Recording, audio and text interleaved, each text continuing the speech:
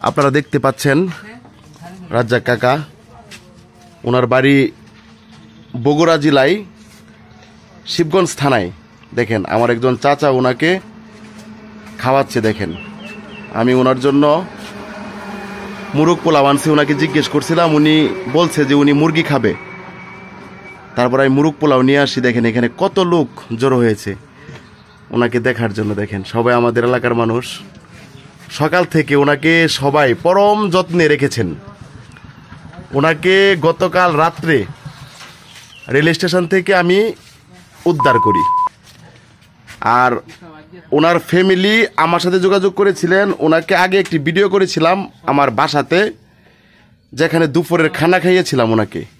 ওই ভিডিও দেখেই ওনার পরিবার ওনাকে শনাক্ত করতে পেরেছিলেন এবং ওই ভিডিওতে আমার নাম্বার দেওয়া ছিল। ওনারা আমার সাথে যোগাযোগ করেছেন, বলেছিলেন যে যেমনি হোক আমরা ওনাকে ফিরে পেতে চাই, আমাদের পরিবারে ওনাকে আমরা চাই। তারপর আমি 6 দিন টানা চেষ্টার পরে আমি ওনাকে পাই। অনেক ট্রাই করছি মোটরসাইকেল নিয়ে বিভিন্ন শহরের অলিতে গলিতে, বিভিন্ন বাজারে, বিভিন্ন মার্কেটের বারান্দায়, বাসার বারান্দায়, পরিত্যক্ত জায়গায় ওনাকে আমি খুঁজেছি। আমার একজন প্রিয় বন্ধু ওনাকে নিয়ে, কিন্তু পাই নাই।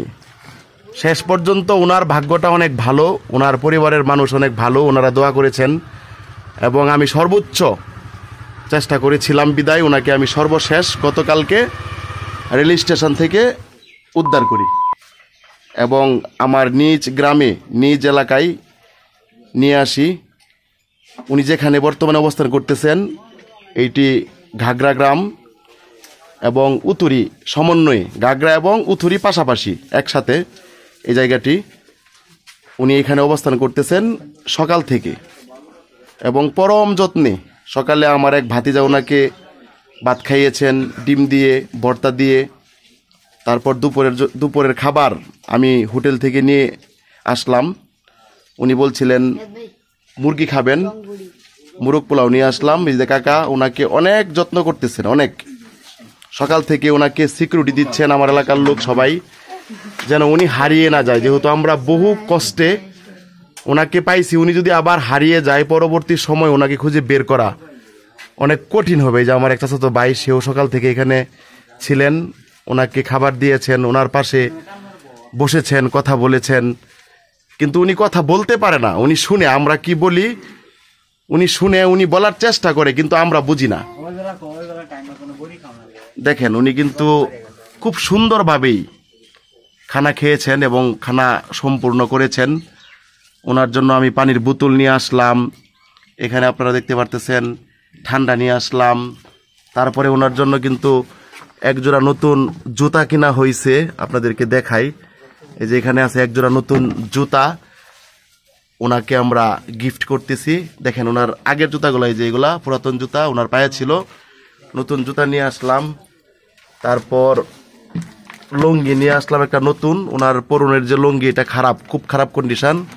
এই যে লুঙ্গি দেখেন, ওনার পরনের লুঙ্গির অবস্থা খুব খারাপ। যেহেতু ওনার পরিবার ওনাকে আজকে নিয়ে যাবে, আমরা চেষ্টা করতেছি যেন ওনাকে একটু ভালো পোশাক পরিয়ে ওনাদের কাছে তুলে দিতে পারি। যে একটি গেঞ্জি নিয়ে আসলাম, ঠিক আছে, ওনার জন্য।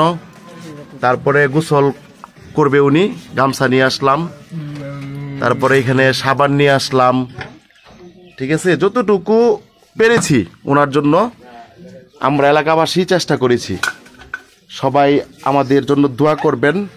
আমাদের ঘাগড়া উতুরি সিপান গ্রামের মানুষ যারা রয়েছে তারা অনেক আন্তরিক, তারা অসহায় মানুষ দেখলে তারা ঝাঁপিয়ে পড়ে, সহযোগিতা করে, সাহায্য করে, তাদের পিছনে মেহনত করে, ঠিক আছে। আমরা আগেও এই জায়গা থেকে, এই মুড থেকে আরেকজন মানুষকে আমরা পেয়েছিলাম, ওনাকেও ওনার পরিবারে আমরা তুলে দিয়েছিলাম। হ্যাঁ, ওনার বাড়ি ছিল জানি কোথায়,